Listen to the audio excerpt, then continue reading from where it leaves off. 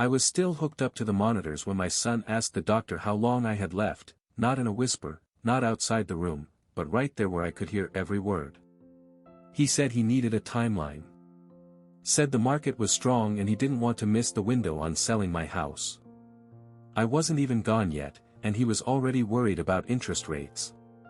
The doctor cleared his throat and said something careful about test results and possibilities. My son nodded like he was listening to a weather report. Practical. Focused. Detached. I kept my eyes closed. I'm 78 years old. I've had heart trouble before. This time it scared them enough to admit me overnight. It didn't scare me as much as hearing my own boy talk about my life like it was a listing about to expire. When the doctor left, my son stepped closer to the bed. "You awake?" he asked. I opened my eyes slowly. "I've been awake." He didn't apologize. He didn't look embarrassed. He just pulled a chair up. "You know I have to think ahead," he said. "The house is too much for you now anyway. Taxes keep going up. Maintenance. It's not practical. That house is the only place I've lived since 1974. I brought his mother home there. I carried him through the front door when he was 6 months old. I buried a dog in the backyard. I planted the maple tree that shades the porch. Practical. I'm not dead yet," I said. He exhaled, irritated more than ashamed. "That's not what I meant." But it was. He started talking about assisted living. About how quickly we'd need to act if things decline. He used that word twice. Decline. Like I was a stock chart. What struck me wasn't cruelty. It was efficiency. He had numbers in his head. Mortgage payoff. Estimated sale price. Capital gains. He'd done the math already. He asked if I had a will that was up to date. I told him yes. That wasn't entirely true. It had been written 15 years ago, after my wife passed. Back then, everything went to him. That felt natural. He was my only child. Lying there with the heart monitor ticking beside me, I realized something quiet and uncomfortable. He wasn't waiting to lose me. He was waiting to liquidate me. When he left to take a phone call, I stared at the ceiling tiles and felt something shift inside my chest that had nothing to do with arteries. I raised that boy to be ambitious. Careful with money. Forward-thinking. I just never imagined I'd be the asset he was planning around. That afternoon, I asked the nurse for my phone. I wasn't ready to make a scene. I wasn't angry. Not yet. But I needed to start asking some questions of my own. I didn't call my son back that afternoon. Instead, I called my attorney. Her name is Linda Carver. She handled my will after my wife passed. Straightforward woman. No nonsense. I told her I needed to review everything. Everything? She asked. Yes, I said. All of it. She offered to come to the hospital the next morning. That night, my son returned with a folder. He set it on the tray table like he was bringing me paperwork for a refinance. I spoke to a realtor, he said. Just preliminary numbers. You'd be surprised what we could get in this market. I studied him. He's 48 now. Good suit. Expensive watch. Always moving. He talks fast when he's nervous, and he was talking fast. You planning to move in? I asked. No. Don't twist it. I'm trying to make sure you're taken care of. I've been taking care of myself for a long time. He ignored that. You can't manage that house anymore. And if something happens suddenly, probate could tie it up for months. We need clarity. Clarity. He kept circling that word like it was noble. I asked him something simple. If I live another 10 years, what's the plan? He hesitated. Well, We adjust. There it was. My life was an inconvenience to his forecast. The next morning, Linda arrived with a leather folder and reading glasses perched low on her nose. My son was in the room. I didn't ask him to leave. We reviewed my will line by line. The house. Savings. Investment accounts. Everything to him. Linda asked if I wished to make changes. I looked at my son. He looked confident. Almost patient. Yes, I said. I do. His expression shifted, just slightly. I told Linda I wanted to create a charitable trust. For what purpose, she asked. For children, I said. Local. Housing and education support. My son sat up straighter. Dad, what are you doing? I'm thinking ahead, I said calmly. The market's strong. Wouldn't want to miss the window. He flushed. Linda didn't react. She simply took notes. I wasn't disinheriting him. Not yet. But I instructed her to draft options that would significantly reduce his share in favor of the trust. My son waited until she left. You're overreacting, he said quietly. No, I replied. I'm reacting. He stood by the window, jaw tight. After everything I've done. That caught my attention. What exactly have you done? I asked. Silence stretched between us. He talked about helping with paperwork. About driving me to appointments. About managing things. I listened carefully. None of it was sacrifice. It was positioning. That afternoon, I asked the hospital social worker for information about pediatric housing charities in our county. I wasn't angry. I wasn't shouting. But something in me had settled into place. If my son was already measuring my remaining time in market conditions, then I needed to decide what my time was actually worth. And who it was really for. They discharged me 2 days later. My son insisted on driving me home. He carried my overnight bag, walked through my front door like he already owned it. He stood in the living room, scanning the walls. You really should declutter, he said. Staging matters. I didn't respond. The house smelled the same as always. Wood polish. Old books. Coffee that lingers in the air even when the pot's empty. I ran my hand along the hallway table, steadying myself. He followed me into the kitchen. We need to be realistic, he said. If your heart gives out, I can't be scrambling. I have my own responsibilities. I understand, I said. That seemed to calm him. He thought we were aligning. That night, after he left, I walked room to room slowly. The bedroom my wife and I shared. The dent in the carpet where her vanity used to sit. The crack in the ceiling I never fixed. I wasn't clinging to the house. But I wasn't ready to turn it into inventory either. The next morning, I called Linda again. I've made a decision, I told her. She didn't ask which one. I want to leave him nothing. A pause. Are you certain? She asked. Yes. Not out of anger. Not as punishment. Out of clarity. We met 3 days later in her office. I brought every document she might need. Deed. Bank statements. Investment summaries. Retirement accounts. We structured it carefully.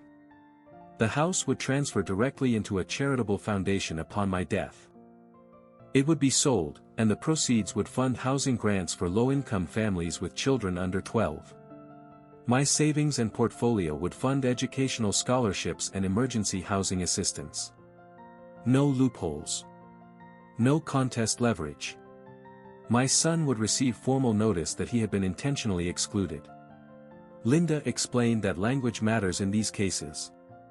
It prevents claims of oversight. I don't want a fight, I said. Then we make it airtight, she replied. We signed everything. When I got home, there was a voicemail waiting. "Dad, the realtor can come by Saturday. We should at least get photos." I sat at the kitchen table and listened to his message twice. Then I called him back. "I won't be selling," I said. Silence. "What do you mean?" "I mean the house won't be yours to sell." He laughed once, sharp. "What are you talking about?" "I've updated my estate plan." His tone changed. "You did what?" "I've made other arrangements." He didn't shout. That would have been easier. Instead, his voice went cold. "You're being manipulated." "No. You're not thinking clearly." "I am." A long pause. "So that's it?" he asked. "Yes." He exhaled slowly. "After everything?" I thought about that hospital room. The word timeline. The word market. "Yes," I said again. He hung up without saying goodbye. I sat there for a long time, hands folded on the table. I didn't feel victorious. I felt steady. For the first time since hearing him talk about my remaining value in square footage and interest rates, I felt like my life belonged to me again. And I wasn't finished deciding what it was worth. He didn't come by for 2 weeks. No calls. No texts. Silence, but not the peaceful kind. The kind that waits. Then a certified letter arrived. He was contesting the will. Not publicly yet. Not through the courts. But through a formal notice of concern regarding undue influence and diminished capacity.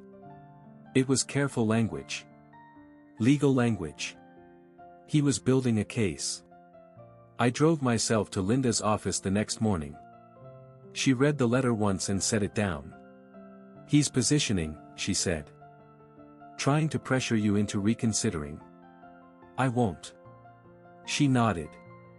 "Then we document everything." That afternoon I completed a cognitive evaluation with an independent physician. Full assessment. Memory, reasoning, executive function. I passed without issue. Linda added the report to my file. "If he files formally," she said, "he won't get far." That evening, he finally called. "You didn't have to humiliate me," he said. "I didn't. You cut me out like I'm a stranger. You treated me like an asset." He didn't deny it. Instead, he shifted direction. "You're being emotional." "No," I said. "I'm being deliberate." His breathing sharpened. "Do you have any idea what I've planned around that inheritance?" That was the first honest sentence he'd spoken. "What exactly did you plan?" I asked. Silence. Then, reluctantly, we leveraged some investments. Expected liquidity down the line. There it was. He had borrowed against an assumption of my death. Not immediately. But eventually. Predictably. "You built debt around me," I said quietly. "That's not fair." "It's accurate." He began talking quickly. Market volatility. Business expansion. A bridge loan that would be manageable once the estate settles. I let him finish. "I'm not your exit strategy," I said. "You're my father." "Yes." Another pause. "You're going to ruin me over pride." "I'm not ruining you," I replied. "You took a risk." He laughed once, bitter. "So what, you're giving it to strangers? To children who need stability. And I don't. You're 48 years old." The line went quiet for several seconds. "You're making a mistake," he said finally. "I don't think I am." When we hung up, I felt something settle deeper than anger. He wasn't grieving the loss of me. He was recalculating. A week later, I learned through a mutual acquaintance that his business line of credit had tightened. Lenders don't like uncertainty. He called again, this time less controlled. If you don't reverse this, I'll have no choice but to challenge your capacity. You can try. You drag this through court? No, I said calmly. You would. That was the moment I understood something clearly. This wasn't about love gone wrong. It was about entitlement interrupted. And I had no intention of restoring it. 3 weeks after the letter, he showed up unannounced. No folder this time. No numbers. Just anger. I opened the door and stayed in the doorway. You can't do this, he said. I already have. He stepped closer, lowering his voice like that made it reasonable. You're destroying your own family. I'm protecting what's mine. That house is my childhood, he snapped. It's my life. We stood there in the quiet of the front porch. The maple tree overhead rustled in the wind. He used to climb that tree. I used to hold the ladder steady. I counted on that, he said finally. I know. He blinked. That caught him off guard. You knew. I know how you think. I raised you. His jaw tightened. Then you know I don't fail. No, I said. You don't like to. That silence again. Heavy, loaded. He shifted tactics. You think some charity is going to appreciate that house? They'll sell it the second they can. Yes. And you're fine with that? Yes. He stared at me like I'd just admitted betrayal. You'd rather it go to strangers than your own blood. I'd rather it go where it's needed. He shook his head slowly. You're punishing me. No, I said calmly. I'm correcting something. He laughed, sharp and humorless. You think you're teaching me a lesson? I'm not teaching you anything. I'm removing myself from your plan. That landed. His shoulders stiffened. Do you even understand what this does to me financially? Yes, I said. You leveraged against a future you didn't own. He stepped back then, frustration breaking through the polish. I expanded the firm because I thought I had security. You had assumptions. He looked past me into the house, like he could still see it as his eventual asset. Reverse it, he said quietly.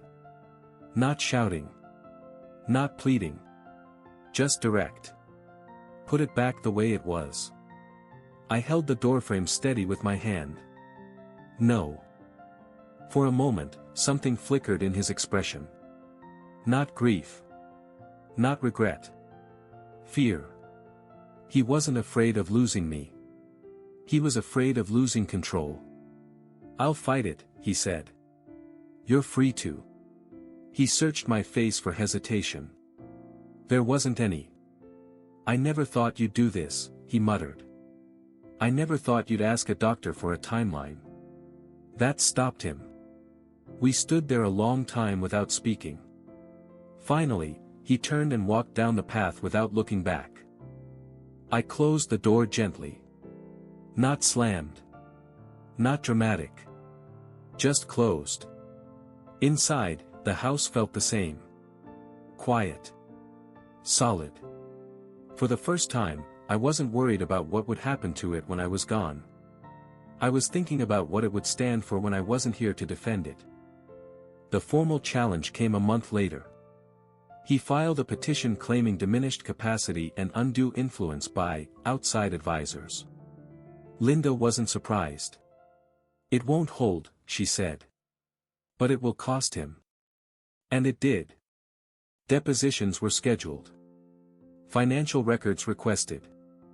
I sat in a quiet conference room answering calm, precise questions about my health, my decisions, my intentions. I didn't waver. Yes, I understand the documents. Yes, I know the value of my estate. Yes, I am intentionally excluding my son. His attorney tried to frame it as emotional retaliation. It followed a realization, I corrected. They asked if anyone pressured me. No. If any charity representative contacted me first. No. If I was aware this decision could financially damage my son. Yes. That answer hung in the room. You proceeded anyway? Yes. Not out of cruelty. Out of responsibility. Discovery turned uncomfortable for him. His business loans surfaced. Expansion plans built around projected inheritance liquidity. Personal guarantees tied to speculative growth. Linda didn't have to argue much. The judge dismissed the petition before it reached trial. The cognitive evaluation, my consistent documentation, the airtight language of the will, it left no room. When the dismissal order came through, I didn't celebrate. I made tea. 2 days later, he called. No anger this time. You won, he said. This wasn't a competition. It feels like one. That's because you treated it like an investment. He was quiet. My lender pulled the extension, he admitted. They don't like contested estates. I said nothing. I may have to sell the firm. I'm sorry to hear that. You don't sound sorry.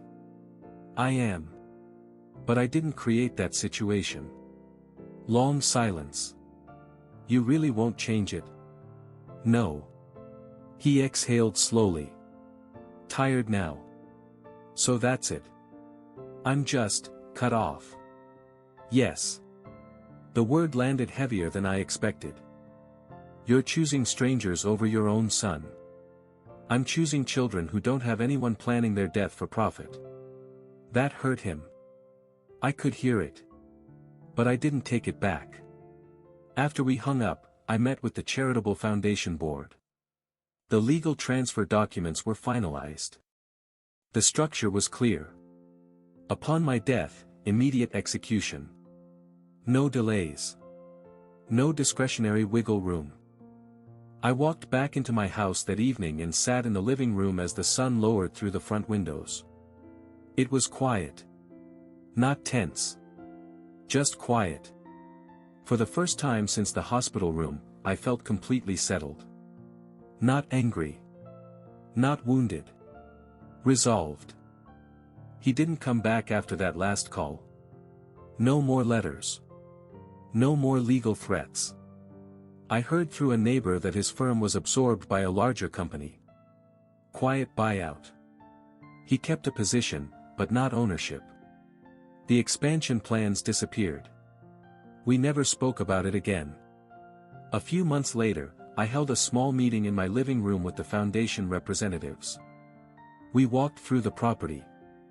I showed them the layout, the roof repairs I'd done, the foundation work from years back. Practical things. They treated the house with respect. Not sentimentality. Respect. One of them asked why I chose their organization. I told her the truth. Because children don't ask for timelines. She nodded, and we left it there. I drafted one final letter to my son. Not to argue. Not to explain every detail. Just to close it. I told him I loved him. That I always would. I told him my decision wasn't revenge, and it wasn't impulsive. It was deliberate. I told him I hoped he would build something that didn't rely on someone else's ending. I did not invite a response.